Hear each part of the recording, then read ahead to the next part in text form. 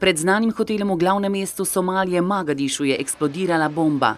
Najmanj 230 ljudi je bilo ubitih in skoraj 300 ranjenih. Vozilo bomba je eksplodiralo v samem središču mesta, kjer so številni hoteli, trgovine in vladna poslopja. Med poškodovanimi in ubitimi je bilo največ civilistov, od katerih so bili tudi številni vladni uslužbenci, diplomatsko osebje in novinarji. To je eden izmed največjih množičnih napadov na civilno prebivalstvo v zadnjih nekaj letih.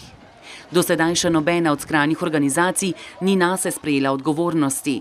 Somalijska vlada za napad krivi teroristično skupino Al-Shabaab, ki je v preteklosti izvedla podobne napade. Dogodek je označen za tragedijo, saj so ponovno umrli številni nedolžni ljudje.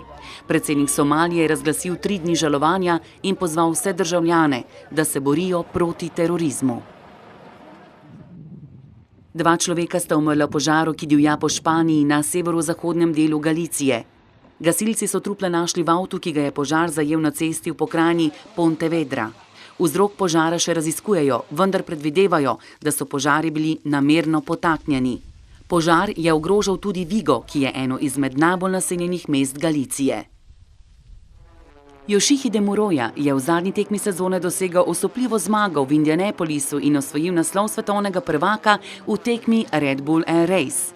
44-letnik z Japonske je pometel s konkurenco in dejansko zasluženo osvojil laskav naslov. Več kot 100 Mehičanov so se v prestolnici zbrali v spomin na žrtve uničujočega potresa septembra letos. Nežne melodije so v prižiganju svečk za več kot 350 ljudi, ki so izgubili svoje življenja v potresu, marsikoga spomnila na to, kako ranljiva so naša življenja. To je bil eden izmed najbolj uničujočih potresov v zadnjih 30 letih. Še danes je na tisoče ljudi brez strehe nad glavo. Mehiška vlada je sicer obljubila, da bodo ponovno zgradili stavbe in ljudem omogočili spodobno življenje.